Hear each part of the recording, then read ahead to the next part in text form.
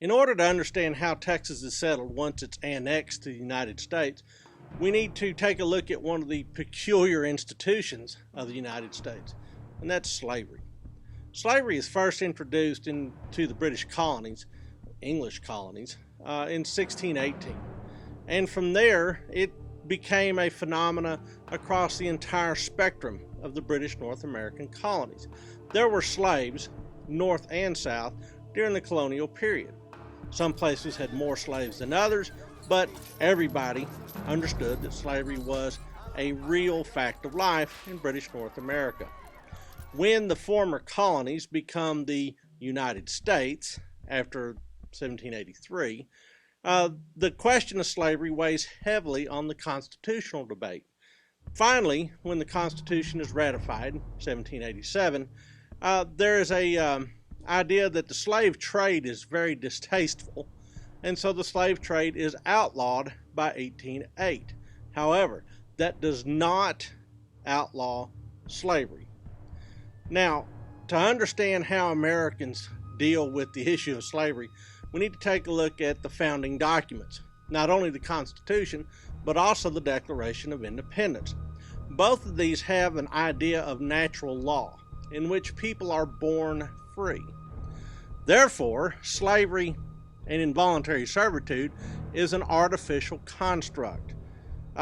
Slavery, where it exists in the United States, can only be maintained through state prerogative. So where there is no state prerogative, people are assumed to be free. Where the states decide to exercise their prerogative, they can then pass laws whereby slavery is legal. So there cannot be any way for the federal government to outlaw slavery once they have decided to make it a state prerogative, unless through some sort of artificial means like a compromise or a suite of laws.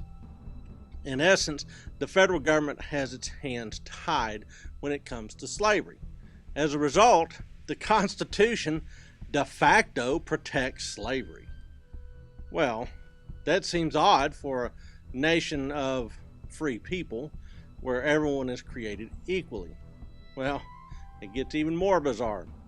To understand how come slavery becomes so important in the United States, let's take a look at how slave systems actually work. There's essentially two ways of going about managing slaves. One is called the gang system, and the other one is the task system. The gang system essentially is exactly like it sounds. You start with a gang of enslaved people, and then they go through the fields all doing the same routine. And you'd have the first gang is the most fit, the second gang may be the women and the older children, and then the third gang is essentially the older or the younger still. But essentially you would have these gangs of slaves that would work all day long under supervision.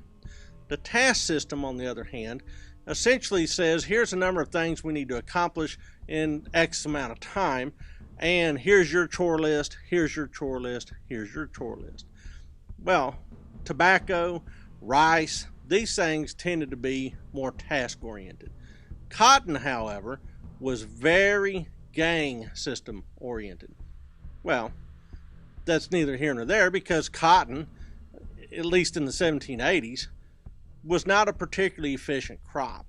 And the reason being is that you could grow a lot more cotton than you could refine. In fact, the only way to get the fiber separated from the seeds was by pulling it apart. A very labor-intensive task. But then in the 1790s, you have this very interesting convergence. As the ban on importing Africans looms, it starts out 20 years out, but as it starts to grow closer, this ban, there is a spike in traffic in enslaved people coming straight from West Africa. Well, this coincides with the invention of the cotton gin in 1794. Cotton gin essentially says we can now refine as much cotton as we can possibly grow. Well, what's the limitation on how much cotton we can grow? The number of hands we can put to growing it.